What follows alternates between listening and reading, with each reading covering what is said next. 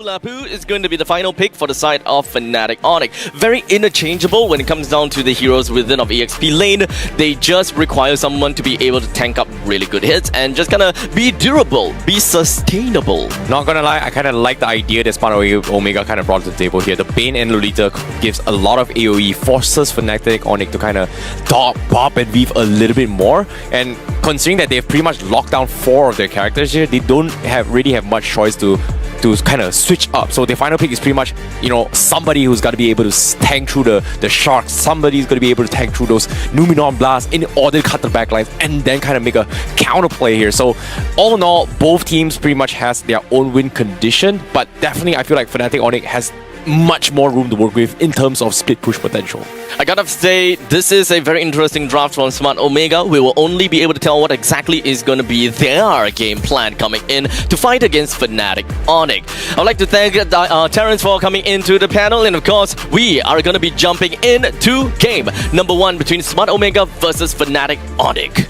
Ladies and gentlemen, thanks again for joining us here on Stream B. Just like you mentioned, Abstract, this is going to be game 1 of our final day of the group stages, actually. It's Smart Omega on the blue, Fnatic Onic on the red. And I will say, just to start things off, that Omega actually has the easier comp to play on a micro standpoint. Fnatic needs a little bit more finesse because of the way their heroes work. It's a lot of in and out, a lot of skirmishing, but I do feel like their players are capable of doing so. And of course, one thing that I would want to really take a look at is the fact that gold lane will always be at risk for the side of Roger, especially whenever we are looking at the Julian. You can pretty much expect that the Julian will always want to dip himself into the gold lane as much as possible. And the very fact that Roger got hit by Kyrie that early in the game kinda suggests to me that Jome might not be that used to the timing of a Julian jungle from the opponent side. And Doryu actually in the areas. Yep, very nice observation there. CW instantly walking back, realizing the timing that this is where the junglers hit level 4. You will likely see a rotation, and Lutpi already notices that there isn't really anything happening down there. Oh, nice stun coming in from CW, but with Keyboy already jumping in with a nice little stun, as well as the deadly catch. It is going to help them disengage a little bit to get themselves back on track. This is where Onic wants to secure Turtle and then immediately try to blitz it down as fast as possible. Quite a number of resources were used by Smart Omega earlier, and they can actually see that Chakdu's a little bit behind on EXP because he went up top to try and assist Jome a little bit more.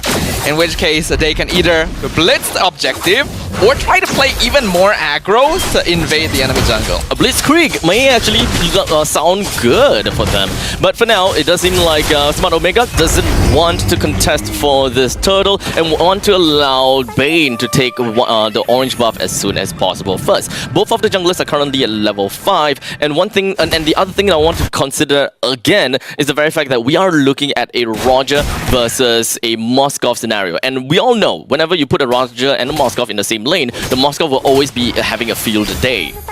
As long as CW positions correctly, then it'll be very difficult for Jome to get on top of him. And Jome is ordinarily okay with this because his goal in this team is usually to try and farm out for late game. But on a Roger, you do want to be able to get a little bit more pressure going straight away. Keyboy unfortunately wasn't able to land the Jikundo. Chaknu joins into the back, and that is going to be a nice terrifying head! A 4-man Numinon blast, but unfortunately the follow-up coming from the side of Smart Omega just doesn't seem to quite connect. As such, the Way of the Dragon connects down onto Ryota, giving Kyrie that kill. But before that, we do have Lutpi that manages to get himself the first blood on top of Andoryu. But Jome, up in the top lane once again, he tries to go over for the quick little iframe, but that didn't really quite help him get out. Beautiful rotation timing coming in from Lutpi here. That was actually an insane Numinon blast landing on 4 members, but the Landshaker hit just in time. And because Smart Omega were still a little bit too behind, they weren't actually able to follow up on a beautiful teamfight setup by Chaknu, thereby giving Onic some additional kills instead. That could have been a really different story if the Lapu Lapu wasn't there in that precise moment. Eventually, I would say that Smart Omega would want to hold themselves a little bit of a congregation, right? Perhaps get themselves a little bit more engagement onto Fnatic Onic, especially since we have been really asking for aggression for Smart Omega. But thus far, it kind of seems as though it is all passive gameplay. Yeah, which I don't really like, because Andoryu went for Sky Piercer first item, which I feel like is a bad idea. You're not doing well enough for that. We definitely want to see him being able to get kills, but Kyrie is the one that is already in the brushes. In the meantime, it is also going to be the Numenor Blast that manages to connect. They've managed to bring Kyrie all the way down to a low amount of HP, but the enhanced sword allows him to get himself a little bit more damage, but not enough healing to really get out of that. As such, Kyrie goes down. The fight prolongs, and Ryota with the primal rev, he's just going to be abandoning the firelight to hope that he will be able to do enough damage. But Lutby with the bravest warriors, he gets himself right out of there as soon as possible, and Ukir hoping that he will be able to get some of these projectiles to even kill Keyboy, but alas, it's not quite enough. I think Onyx's decision to dive that deep was not the best. They got a kill on the Andoryu, which is great, but they also needed to keep a closer eye on Chaknu because these Numenor Blasts are really messing with their positioning, and then they kept trying to force fight. Even Kyrie used Enhanced Sword to do damage rather than escaping when his health was on 10%. He could have definitely gotten out of that. So I don't really feel like Onyx needed to give that many kills over, but I think they're still in an okay spot, and hopefully this gives Omega a bit more momentum. Because they really need it. I thought that this is actually a very interesting item choice from Kyrie. The very first item, Blood Wings. What did you say of that, Sadafa? It's for the extra HP, because I think we are looking at Kyrie. He realizes, okay, my team has more than enough damage without me needing to go for something like a Genius Wand straight away. Survivability going to be a lot more important because you have a lot of heroes that can punish dive.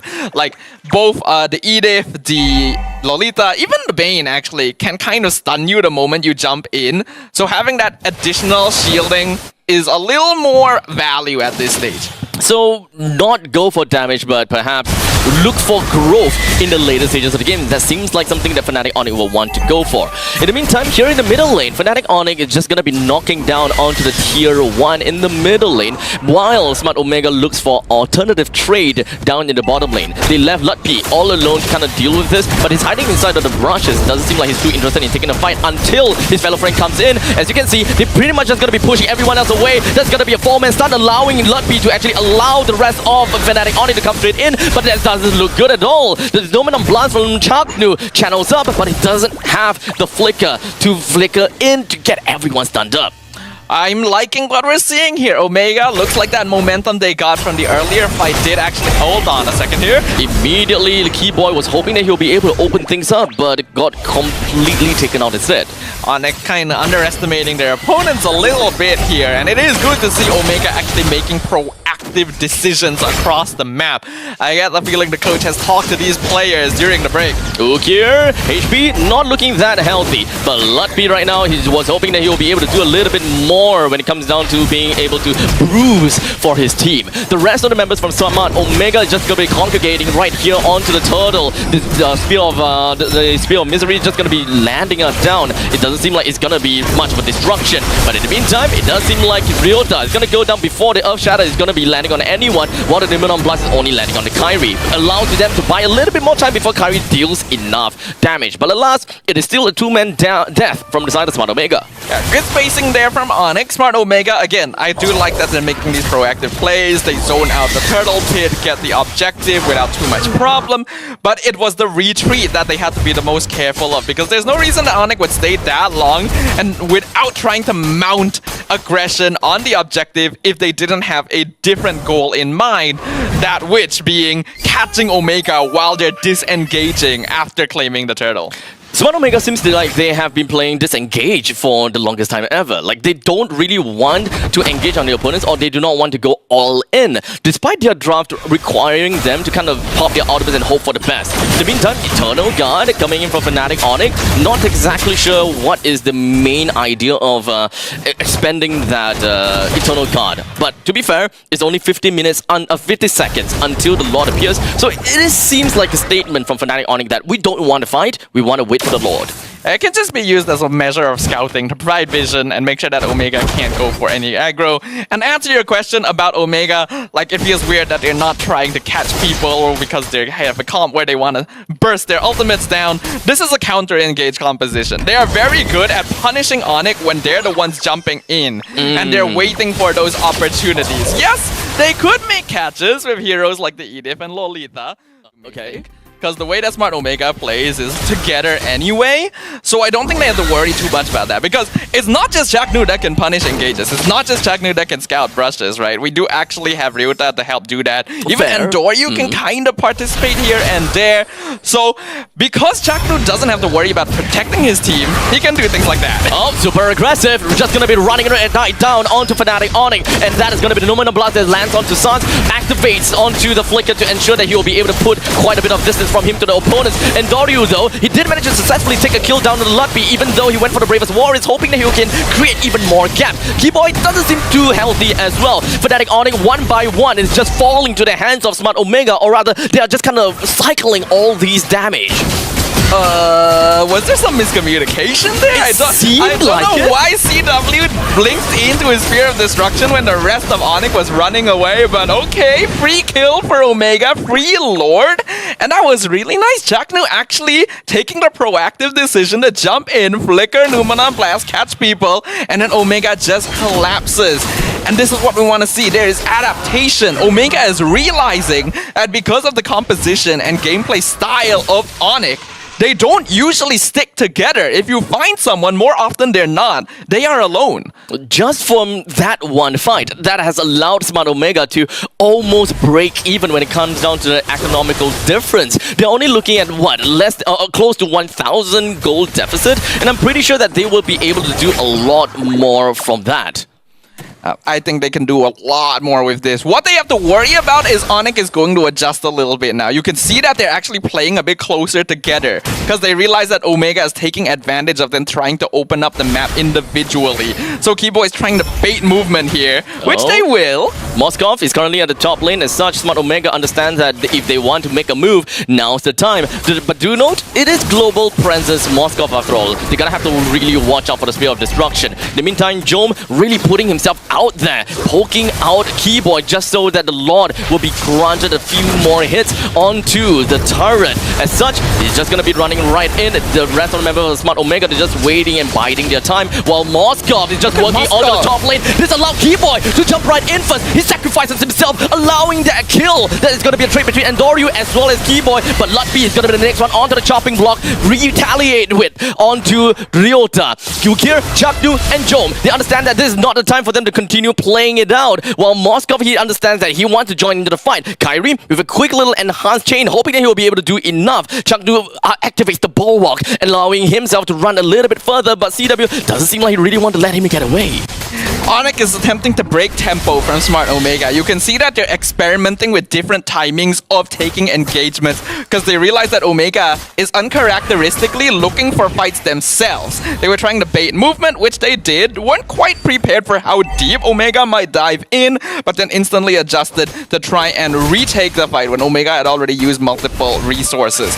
Omega still has an advantage here, even though the net worth isn't quite in their favor, but they need to make sure they are ready for further adjustments, because if they keep trying to go for the same strategy, that is what is going to bite them in the butt. In fact, biting them on the rear is something that I believe that Fnatic Onic would want to do, because it has been, I think, in the past 2 or 3 team fights whereby Smart Omega has quite literally been sticking together like a glue.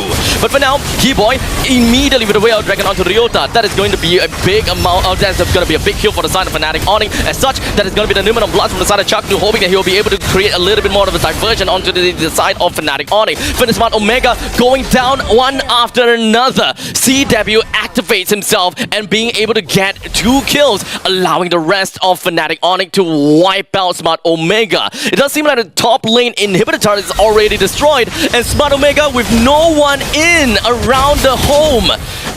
Fnatic Onic very easily clinches this victory. A good attempt by Smart Omega and notable improvements made to their gameplay, but still not quite enough to pull the wool over the eyes of Fnatic Onic, who will claim victory in game number 1 and officially eliminate Omega's chances of moving on into the next round. That's a big statement from the side of Fnatic Onic. Omega, unfortunately, the 2-0 dream is no longer possible. But the show gonna have to run anyways, so we are definitely looking out for game number 2 from them.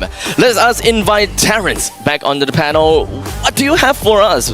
You know, what a game. It's a bounce of froth on identifying how they want to win those games and set up their win conditions here. Both Fnatic and Onic as well as Smart Omega played this really well by understanding how they understand the tempo of the game itself here. And I have to give props to Smart Omega because they forced Fnatic Onic as much as they could to actually play towards their strengths, which is clumping up as 5, force a fight with them, and then burst them all down with the Deadly Catch as well as the Numenor Blast, which worked out. And when Fnatic Onic realized that this isn't working out, buying time for CW to get his farm by going for cross-map plays was so smart, because at this point in the game, CW, he may have made one mistake, but because of how far ahead he was able to catch back up, he's able to do so much more relevant damage, which kind of destroys the purpose of having the shield coming from Chaknu as well. I would say that the top lane push down from the side of CW was ultimately the pivot for FNOC. I would say that at one point in time, Omega and FNOC, they are kind of neck and neck, right as if the lot was taken. But during all of the situation, CW knows that if I wanted to join the team fight, I can join in any time. But that is quite reliant on the Spear of Destruction. What if the Spear of Destruction don't land? Yeah, that is going to be a lot of what-if situations coming from the pro players here. But ideally, I think the winning factor and turning point for Fnatic Onic here is got to be Keyboard catching on towards under you. Because think about this. Smart Omega's composition is designed in a way where we want to put you in a choke spot and just one-shot everybody. If you make one small little micro mistakes, the Deadly Catch is going to one-shot you, the Terrify coming from Valentina is going to catch you off guard, Ryota is going to chain stun you to death, and etc. In this case, the moment Keyboy got a catch onto his under down bottom, which stops their main damage output to kind of chunk down through Kyrie, chunk down through Sans, chunk down CW as well, was pretty much the turning point where I say, hey, you know what, I can bounce back. And that is where Smart Omega kind of dropped the ball. So, with that all said, with the goal and XP draft, it really comes down to the point whereby Smart Omega have found some ways to create some turbulence over to the side of Fnatic Onic. I really hope that it would have been a bullish graph for Smart Omega at one point in time, but it has never dipped. They have never made Fnatic Onic dip so low to the point of deficit just yet. Yeah, that's the thing, right? You would notice, because anyone looking at this game from a third-person perspective would think, oh, the gold and EXP must have been going back and forth throughout the whole game. No. Onic was in control the entire time. Did they make mistakes? Yes. But I think those mistakes were made to try and test the waters and figure out what the next angle of approach is going to be. Because you'll notice, Smart Omega, even though they're playing more aggressively now, which is what we want to see, they're still playing in the same way. They're grouping up as 5, but this time they're just, running at them as 5 instead. When you group as 5, you can split push the map. You can find farm. You can accelerate your EXP, which is what Onic is doing. And you will notice, even though Omega were engaging every fight the same way, Onic were changing their timing